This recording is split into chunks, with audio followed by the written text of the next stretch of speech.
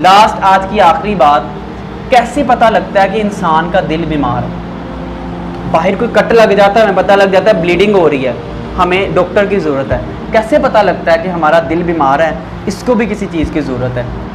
सबसे पहले अगर आपका दिल फ़ानी चीज़ों में लग रहा है ना और अब्दी चीज़ों में नहीं लग रहा, तो समझें आपका दिल बीमार है।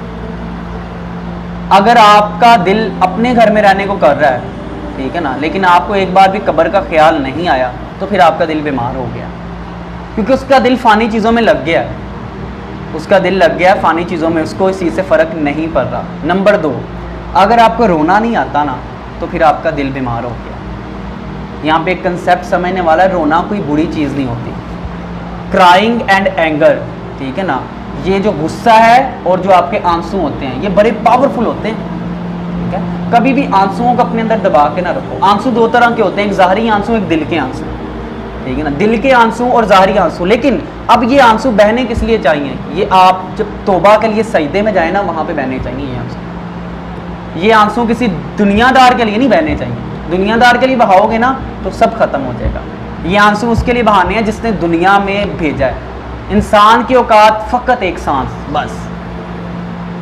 आज एक एवरेज ज़िंदगी गूगल पे सर्च करें, वो 40 साल आती है, 50 साल आती है। हमने 30-30 साल, 25-25 साल गुजार ली हैं। 15-20 साल की ज़िंदगी के लिए अपनी मिलियंस ऑफ ईयर्स की लाइफ जो आगे वाली है उसको बर्बाद कर देते हैं। नंबर 3, अगर दुनिया की महफिल में दिल लगता है, अल्लाह की महफिल में दिल नहीं लगता ना, तो समझ लो बीमारी आ गई है, दिल बीमार हो गया। अगर दुनिया से मिलने को, दोस्तों से मिलने को दिल करता है, कभी नमाज पढ़ने को दिल नहीं करता ना, तो इंसान का दिल बीमार हो गया। थोड़ा सा सोचने पे पता लगता है कि हम थोड़ा सा भटक गए हैं। थोड़ा सा सोचने पे पता लगता है। थोड़ा सोचोगे ना तो पता लगेगा कि कुछ ना कुछ ख़राब हो गया काम। थोड़ा सा सोचो, ठीक है ना, किसी के लिए नहीं। इन्होंने बहुत अच्छी स्टार्टिंग में बात की थी, अपने लिए। अपनी इस्लाह कर लो, दुनिया खुद ही बदल जाएगी, ठीक है।